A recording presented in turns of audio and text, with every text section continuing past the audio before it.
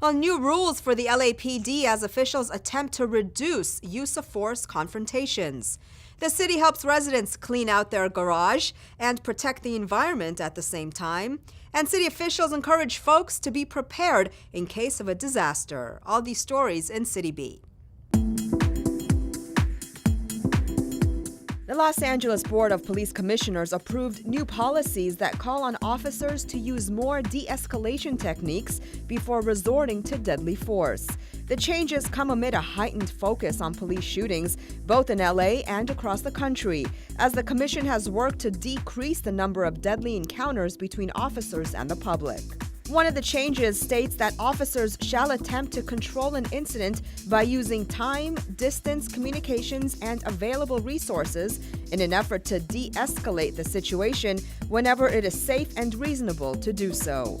Police Chief Charlie Beck voiced support for the policy change, which he said was negotiated with the Los Angeles Police Protective League, the union representing rank-and-file officers. Union leaders had voiced concern over the changes when they were first brought forward. Council District 1 and LA Sanitation hosted an oil recycling and collection event at the Montecito Heights Recreation Center. The city holds these events in different areas several times a year as a service to the community. Folks were able to drop off old TVs, computers, cell phones, used motor oil, oil filters, and old paint. There's nowhere to throw it away, and you shouldn't be putting it into your drains, and you shouldn't be putting it down your sink. You should drop it off somewhere where people can take care of it.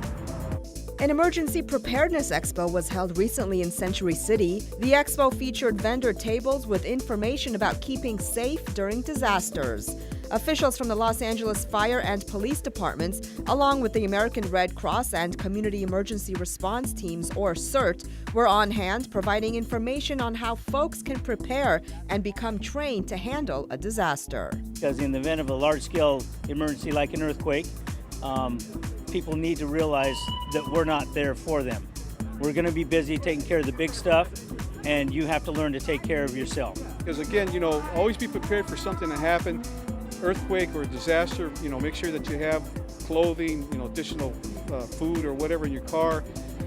Let people know where you're at all times.